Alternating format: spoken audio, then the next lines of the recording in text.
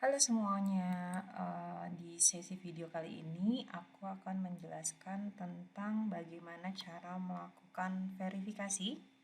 Ya, jadi di sesi ini aku akan menjelaskan bagaimana Biro Kepegawaian maupun BKD melakukan verifikasi data-data yang sudah diupdate melalui MySAPK ya. Nah, yang pertama, teman-teman harus mengakses sisn.bkn.go.id ya. Lalu setelah mengakses halaman ini nanti akan muncul seperti ini. Nah, Bapak Ibu sekalian akan memilih modul SIASN instansi. Ya, di sini Bapak Ibu bisa menggunakan login yang sama dengan login yang digunakan di MySAPK. Jadi kita cukup memasukkan login yang sama yang kita gunakan di MySAPK. Kita pilih sign in. Nah, jika Bapak Ibu ditunjuk sebagai verifikator atau approval di instansi, nanti akan muncul menu-menu yang ada di sebelah sini. Ya, menu-menu ini yang digunakan untuk memproses kepegawaian atau melakukan verifikasi dari usulan MySAPK. Nah, kalau mau melakukan verifikasi itu menunya di mana? Nah, menunya itu ada di layanan peremajaan data, pilih inbox usul. Di sini Bapak Ibu akan data training saja ya. Data training.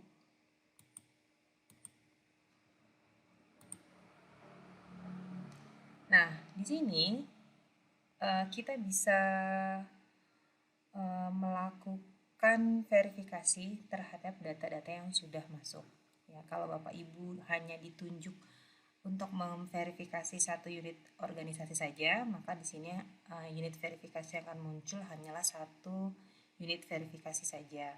Tapi jika Bapak Ibu memiliki kewenangan untuk memverifikasi semua unitnya, itu nanti bisa muncul ya semua unit verifikasinya. Nah, di sini kita bisa lihat ya di tabel ini ada NIP, nama, jenis riwayat, unit verifikator, lalu tipe pegawainya, ada PNS atau P3K nantinya. Kemudian ada tipe usulan. Nah, tipe usulan ini kita bisa melihat nih apakah PNS tersebut melakukan penambahan atau melakukan perubahan data. Kemudian di sini kita bisa lihat tanggal usulan, sumber datanya, MySAPK, lalu status usulannya. Dan juga action. Nah, kita akan coba mulai melakukan verifikasi untuk riwayat organisasi ya misalnya. Kita pilih riwayat organisasi. Nah, di sini kita bisa lihat ini adalah tampilan data yang sama seperti waktu penginputan di MySAPK. Ya, Bapak Ibu, jika menemukan kesalahan pengetikan misalnya atau kesalahan penginputan tanggal, Bapak Ibu sebagai verifikator dapat melakukan perbaikan. Sebagai contoh, ini misalnya kita ganti ya inputan yang diinput oleh PNS karena kita menemukan kesalahan ya. Jika sudah, ini kita klik simpan. Ya. Nah, di sini kita bisa melihat dokumen yang diunggah oleh PNS tersebut ya. Nanti dokumen ini bisa diputar kiri, putar kanan gitu ya. Kalau misalnya unggahannya terbalik. Nah, tapi jika saat kita melihat dokumen ini ternyata dokumennya salah gitu ya, yang diunggah salah. Nah, Bapak Ibu juga bisa membantu para PNS ini dengan mengunggah ulang dokumennya. Jadi diklik saja di kotak ini, lalu pilih dokumen yang benar gitu. Tinggal kita pilih dokumennya lalu open. Nanti otomatis datanya akan masuk ke sini. Nah, selanjutnya ada tab riwayat. Tab riwayat ini akan menampilkan data riwayat yang sudah ada sebelumnya. Jadi kalau Bapak Ibu sudah punya data sebelumnya, itu akan muncul di tab riwayat sini ya. Ini kita klik saja selanjutnya. Nah, di sini finalisasi kita akan melakukan oh ya ini sudah sesuai semua datanya, dokumennya juga sudah sesuai gitu ya. Jika sudah sesuai, kita klik selanjutnya. Nah, sebagai verifikator, kita akan memberikan rekomendasi. Ya, rekomendasi ini yang akan menjadi dasar bagi tim approval untuk menerima atau menolak data tersebut. Ya, jadi kalau kita melakukan misalnya, oh datanya sudah sesuai, kita klik terima, lalu kita klik kirim. Namun jika datanya kita tertolak, gitu ya, kita bisa menambahkan catatan rekomendasi apa, kenapa data tersebut ditolak, lalu kita kirim. Nah, untuk contoh ini kita buat skema diterima ya, kemudian kita kirim. Apakah data ini sudah benar? Kita save. Oke ya, submit data sudah berhasil. Nah, ini sebenarnya nanti akan terlihat di My SAPK Bapak Ibu sekalian ya. Di My SAPK Bapak Ibu sekalian, tadi seperti contohnya saya mengusulkan perubahan riwayat organisasi. Ya, di sini statusnya sudah terverifikasi oleh instansi ya. Untuk sebelumnya statusnya adalah input berkas. Jadi di histori pengajuan ini kita bisa melakukan tracking terhadap usulan dari My SAPK kita. Oke, saya contohkan selanjutnya misalnya untuk penghargaan ya. Di penghargaan ini misalnya atau di usulan diklat ya yang prosesnya tambah. Kita akan coba mekanisme untuk tolak ya. Jadi sama seperti tadi kita klik tombol edit. Nah, di sini kita akan melakukan pengecekan sama seperti tadi data-datanya. Ini bisa dirubah ya Bapak Ibu sekalian. Jadi kalau memang datanya tidak sesuai dengan dokumen yang diunggah ya, tidak sesuai dengan dokumen yang diunggah, itu Bapak Ibu bisa melakukan perbaikan ya, baik tanggal, institusi penyelenggara atau semua yang ada di data ini Bapak Ibu bisa melakukan perbaikannya.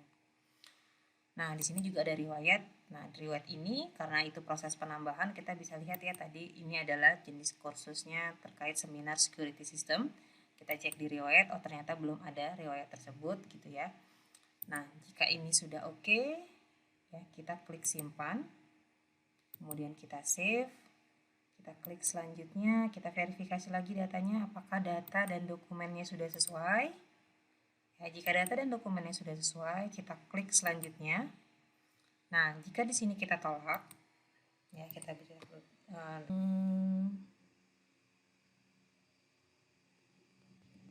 ini contoh saja ya, sertifikat tidak sesuai misalnya.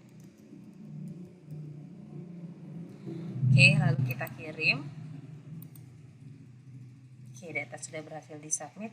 Coba kita cek lagi di My SAPK apakah data diklatnya sudah berubah. Oke, nah di sini bisa kita cek ya, riwayat diklat terverifikasi di instansi. Oke, satu lagi misalnya kita contohkan untuk golongan ya. Oh, pendidikan misalnya, pendidikan ya, pendidikan. Ini saya mengajukan peningkatan pendidikan yaitu S3. Kita bisa lihat riwayatnya, oh padahal terakhirnya adalah pendidikannya S2 gitu ya. Kita cek dokumen pendukungnya. Untuk ini ada transkrip nilai dan ijazah. Ini kita bisa cek.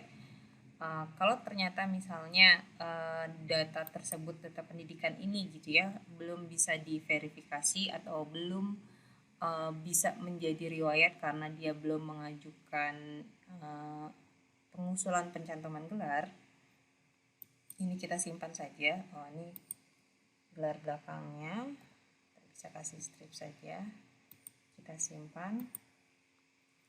Lalu kita klik selanjutnya. Setelah melakukan pengecekan ya, kita cek lagi dokumen dan datanya, kita klik lagi selanjutnya. Nah, di sini misalnya kita kirimkan rekomendasinya ditolak.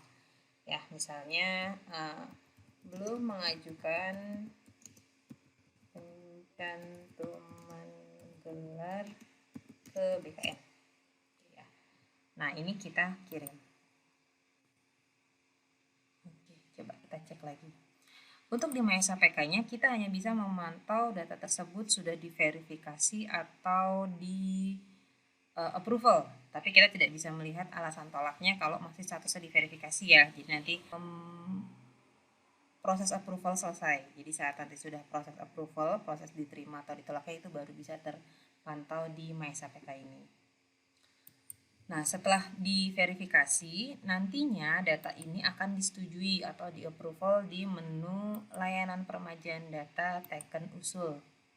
Ya, seperti tadi contohnya ketika saya melakukan update My SAPK, ini masih dalam tahap pengembangan ya. Nanti di sini akan ada tombol checklist. Lalu kita bisa melakukan approval. Nah, di sini kita sebenarnya bisa melihat sebagai approval, kita juga bisa melihat detail dari data yang telah diusulkan gitu ya. Dan juga rekomendasinya apa nih? Oh, yang ini kita rekomendasinya diterima ya. Kemudian tadi kita ada yang ditolak di pendidikan ya. Nah, di sini di pendidikan, di form data, ini datanya yang diusulkan, kemudian sudah diverifikasi oleh verifikator, kemudian ini adalah dokumen pendukungnya, kita bisa cek. Kemudian riwayat sebelumnya dan rekomendasinya apa ya? Rekomendasinya tidak diterima, alasannya apa? Nah, ini akan menjadi bekal untuk verifikator untuk melakukan verifikasi. Video verifikator kali ini, gitu, nanti teman-teman verifikator kalau ada pertanyaan silahkan tulis di komen. Untuk penggunaan approval nanti kita akan ada di video selanjutnya. Oke, terima kasih.